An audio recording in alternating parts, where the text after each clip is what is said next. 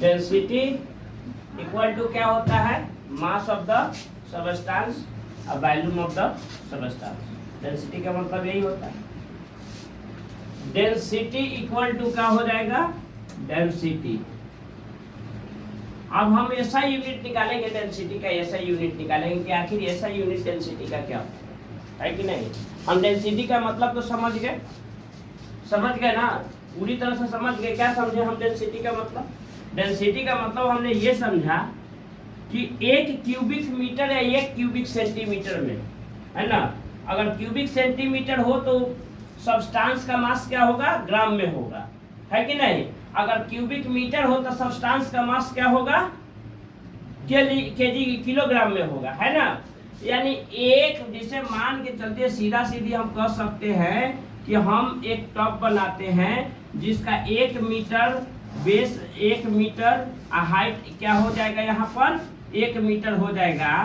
तो बताइए, तो उसमें डब्बा में जैसे हम सिलेंड्रिकल पानी का गैलन है, अगर 1000 लीटर उस गैलन में, अच्छा जो छतवा पर रखते हैं पनिया भरने के लिए, उसको क्या कहते हैं, टंकी।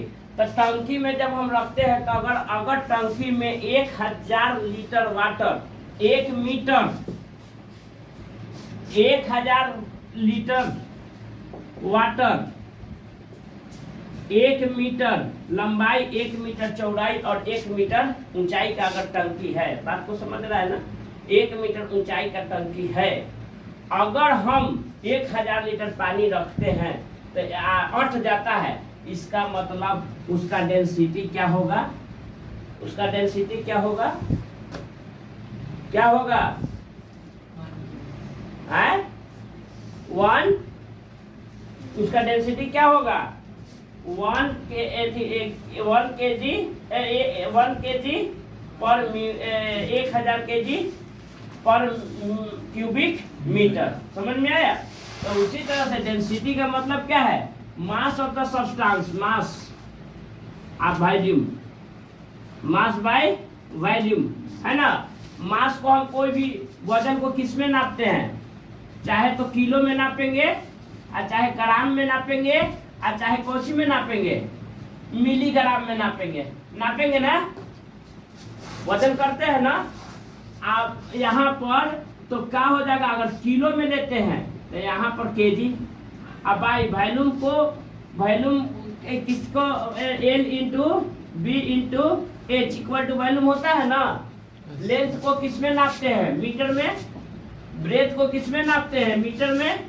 एच को किस में नापते हैं, मीटर में। Metre into metre into metre क्या होगा, मीटर क्यूब। बात को समझे कि नहीं।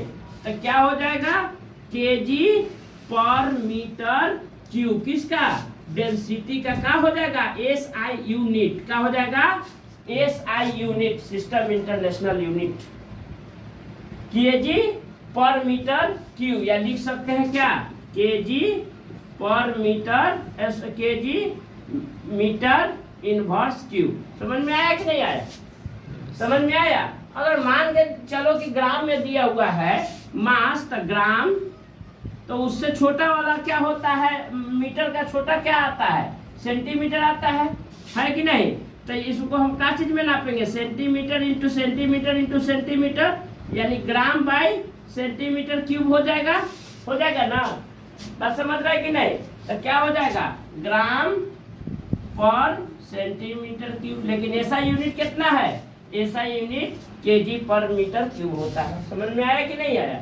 अगर हमारा सब्सटेंस का वेट ग्राम में दिया हुआ है तो हम उसको ग्राम में दिया हुआ है तो उसको हम सेंटीमीटर में बदलेंगे।